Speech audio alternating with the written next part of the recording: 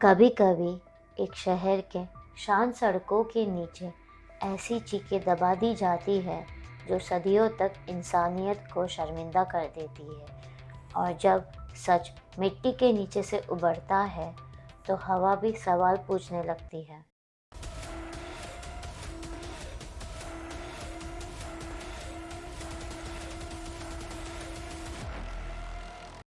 Om Namah Shivaya, Namaste and hello, this is Sharvari Mara. Welcome back to my channel.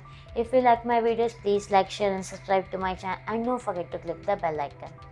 आज हम बात करने जा रहे हैं कहानी क्रम क्रिमिनल केस के बारे में, जो है इंडिया का सबसे डार्क, सबसे डिस्टर्बिंग और सबसे कंट्रोवर्शियल ट्रू क्राइम केस। ये केस है नितारी किलिंग्स। 2005 और 2006 के बीच में नोएडा के नितारी गांव की गलियों में एक अजीब सा डर रहता था। छोटे बच्चे, खासकर लड़कियां, एक एक करके गायब हो रही थी।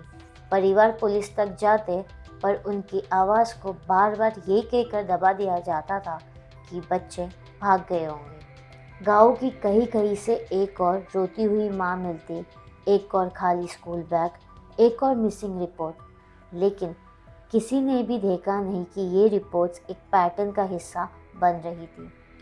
इन्वेस्टिगेशन में पुलिस की लापरवाही इतनी ज़्यादा हो गई थी कि सालों तक कोई भी डॉट्स कनेक्ट नहीं हुए। दिसंबर 2006, सच को ज़मीन से निकलना ही था। D5 सेक्टर 31 नोएडा, मोहिंदर सिंह पांडेर का बंगलो। उसके पीछे वाले ड्रेन के पास एक वर्कर को अजीब सी स्मेल आई। जब पुलिस ने खुदाई कराई तो वहाँ मल्टीपल प्लास्टिक बैग्स मिले जिनके अंदर ह्यूमन स्कल, बोन्स और बॉडी पार्ट्स थे। इन्वेस्टिगेशन जैसे जैसे आगे बढ़ी तो पता चला कि ये 1, 2 या 3 नहीं बल्कि 19 से ज़्यादा विक्टिम्स के रिमेन्स हो सकते थे। ज़्यादातर विक्टिम्स छोटे बच्चे थे।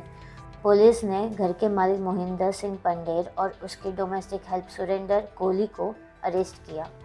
इंट्रोगेशन के दौरान सुरेंद्र कोहली पे ये आरोप लगा कि वो बच्चों को घर के अंदर बुलाता था, उनके साथ सेक्सुअल असॉल्ट होता था, फिर उन्हें मार दिया जाता था और बॉडी पार्ट्स को ड्रेन में फेंका जाता था। इन्वेस्टिगेशन के दौरान कुछ फॉरेंसिक ऑब्जर्वेशंस और मीडिया रिपोर्ट्स ने कैनिबलिज्म का शक उठाया, लेकिन इसका कोई प्रमाण कोर्ट में कभी प्रूव नहीं हुआ। कोर्ट ने इसे एक्सेप्टेड फैक्ट नहीं माना। ये केस सीबीआई को ट्रांसफ़र हुआ और एक लंबी लड़ाई शुरू हुई। कोहली के खिलाफ मल्टीपल सेपरेट केसेस फाइल हुए। कुछ लोअर कोर्ट्स ने पांडेर और कोहली दोनों को डेथ सेंटेंस तक दिया, जिसके बाद हायर कोर्ट्स ने उसे रिव्यू किया। 2023 में इलाहाबाद हाई कोर्ट ने कहा कि इन्वेस्टिगेशन फ्लॉट थी, मिसिंग कंप्लेंट्स को टाइम पर कंसिडर नहीं किया गया, फॉरेंसिक चेन ऑफ कस्टडी में लैप्सेस थे, कन्फेशन बेस्ड इन्वेस्टिगेशन पर ज़्यादा भरोसा किया गया और पेरेंटर को एक्विट किया और कोहली को भी कई केसेस में रिहा किया गया। नवंबर 2025 में सुप्रीम कोर्ट ने भी सुरेंद्र कोहली के खिलाफ बचे हुए कन्विक्शन को सेट असाइड कर दिया, जिससे उनकी रिलीज का रास्ता पूरी तरह क्लियर हो गया। ये फैसला विक्टिम्स के परिवार के लिए सबसे बड़ा झटका था। उनका सवाल आज भी वही का वही है, अगर वो दोनों लीगली कन्विक्ट नहीं हुए तो फिर हमारे बच्चों के साथ क्या हुआ, हमें इंसाफ कब मिलेगा। नितारी की ये कहानी सिर्फ एक सीरियल किलिंग इन्वेस्टिगेशन नहीं बल्कि एक सिस्टमिक फेलियर का मिरर है, जहां पुलिस, सिस्टम और सोसाइटी के डीले ने अनकाउंटेबल जिंदगियां बर्बाद कर दी और जहां आज भी कई घरों में एक ही सवाल गूंजता है, सच क्या था।